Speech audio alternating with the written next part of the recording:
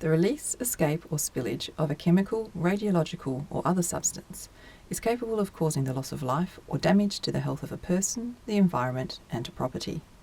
To gain an overall understanding of this hazard, we sought the expertise of the Department of Fire and Emergency Services, the Department of Water and Environmental Regulation, and the Dangerous Goods Branch of the Department of Mines, Industry, Regulation and Safety.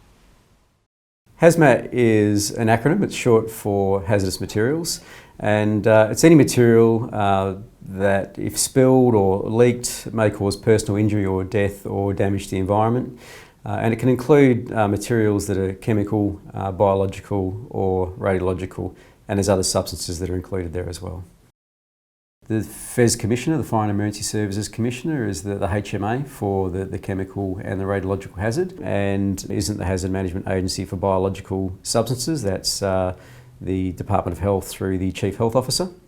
When looking at the work that DFIS does regarding prevention and mitigation of HAZMAT incidents, we work closely with the regulators for the materials in question. So this includes the Department of Mines, Industrial Regulation and Safety, and also the Department of Water and Environment Regulation. We work closely with them doing joint inspections and raising issues that we have regarding sites that we've inspected with the appropriate regulators. In emergency response, including HAZMAT, we have two roles to play. One is under the Emergency Management Act, where we're a support agency for DFES and other emergency services, where we're required to respond during the emergency and monitor the air, water and soil so that we can provide urgent advice to the emergency services on vital actions to protect public health and the environment. These are decisions they need to make, including evacuation, sheltering in place and containment of waste that may be exiting from the incident scene. The other role we have is a regulator under the Environmental Protection Act. So we're required to take evidence for potential future enforcement action, but also issue notices on potential offenders in the field to try and minimise the impact on the environment. As a regulator, we visit sites and workplaces that store these chemicals to make sure that they are stored and handled safely. We make sure that incidents are also followed up so that we can learn and prevent future ones. We also investigate serious accidents and incidents to make sure that learnings are actually communicated not just within the state, nationally and potentially internationally. If we look at biological to start with, DFIS would work very closely with the Department of Health or the Department of Primary Industries and Regional Development, particularly when we're looking at biological impacts, human health or also on animal stock. Some of the things that may be required to be done there is to quarantine people or machinery or animals, decontaminate and hold those people or those animals in certain areas. With radiological substances, the likelihood and consequence would be impacted by things such as the activity of the source, so high activity versus low activity, and also how the source is contained, so how well sealed it is. And again, WA has a large number of radiological materials around the state, both in the medical area and also the mining and oil and gas industry. With radiological incidents, with high activity sources, which are incredibly rare in Western Australia, you can get radiation illness or sickness or burns. But for low activity sources, it's likely that there'll be potential contamination of people or soil or animals, etc., that may have to be decontaminated and that area monitored for contamination. Looking at the chemical hazard in a HAZMAT incident and some of the impacts that might occur there, they're broad as far as things like fire, explosion. We can also get large plumes of toxic gases that could move downwind from the affected area. Those large plumes that are generated could cause large-scale evacuations or require communities to shelter in place while that plume passes over the affected areas. Whilst people generally associate hazardous materials incidents with large industry or the resources industry in WA, a lot of HAZMAT incidents occur in the urban areas. One of the major vulnerabilities in the state would be on our transport networks, where we have the interface between rail and air and road, and the transport loads being distributed between road and rail, etc.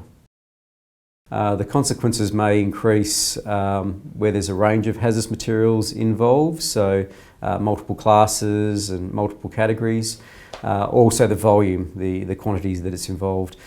So for many dangerous goods, we have categories, packaging classes, packaging group 1, 2 and 3.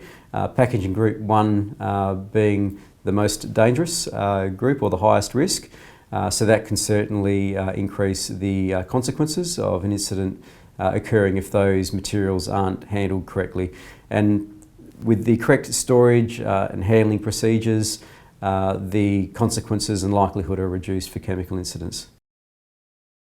To provide some context of what a significant HAZMAT incident would look like, if we cast our minds back to February of 2018, there was a large fire at the Bunnings store in Inglewood. This fire caused large volumes of toxic and noxious smoke and products due to the nature of what's stored in a Bunnings store, lots of dangerous goods. Even though they're small items, the volume adds up when you look at what's contained in that store in total. So this incident impacted not just the area where the incident was occurring, but also there were other areas of consequence outside of the immediate area. Other agencies that were involved heavily in that incident were Department of Health. Department of Health were used to look not just during the incident itself at the impacts, but also the impacts off-site in the days following the incident.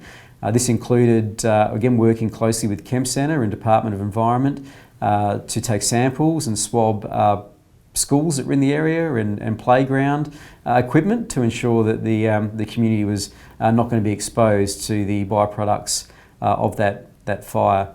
The incident itself, being in the middle of an urban area, created issues around sheltering people in place in their homes, some of which were being impacted by shrapnel and exploding cylinders and vessels from inside the Bunnings, and evacuating people to an evacuation centre in that local area. So we were called out by the emergency services, and when we got there, the smoke was blowing directly into residential properties, and there was a lot of bystanders filming the fire. So we requested they move out of the smoke very quickly and then advised DFES that that area should be evacuated to protect people from the emissions. Our air monitoring then determined that we should have a shelter-in-place instruction through DFES for about 1 kilometre downwind. What we found also was the runoff was entering drains and working its way down towards the Swan River, so we were trying to work out how can we protect the river from the pollution and the runoff, bearing in mind there'd be a lot of chemicals involved in a fire of that nature. The next thing, of course, is public health protection the morning after the fire. So we were conducting air monitoring the next day, and then we started getting calls coming in of people having blood noses and headaches, possibly from the emissions from the fire. So we had taken samples the night before, air samples and swabs off vehicles and windows that we then submitted to the Chem Centre for analysis to determine is there a risk to public health. Local government was heavily involved through the night. We had an environmental health officer out there through the night, and then the next day with going house to house and looking at the fallout and the potential risk to public health and testing soils in backyards and daycare centres, and also giving community advice on public health protection. So that's an example where it all just came together in an emergency during a night, and then over the following days with the waste management of working out where the waste from that facilities go, the demolition requirements and the laws around demolishing a building and local government, and trying to fast track all that sort of stuff to protect public health and the environment. There are a number of efforts that industry and the community can take to assist in the prevention and also preparation for a HAZMAT incident. So one would be ensuring that personnel are properly trained, they're properly supervised and have the appropriate PPE to handle the materials that they're handling. Ensuring that the manufacturers' instructions are followed, that the labels are understood when they're dealing with hazardous materials. We have several incidents every year where people just aren't following the safety data sheets, the material handling instructions. Labelling and placarding is important. It's important for the emergency responders to be able to identify what the product is if they are responding to an incident. So ensuring that they're in good condition, and again, it's the right labelling for the right container, that we're not reusing old containers that might have been lying around. The preparedness role of local government is to be aware of what facilities you have in your area, that if they have an accident or an emergency, what the emissions could be, and have a think about how you'd plan to address those. In the event of an emergency, that gives you a chance to pre-plan what you may do as far as protecting your public health and the environment. Some of the things you need to have on standby are your drainage maps for the area and also the locations of your sensitive receptors.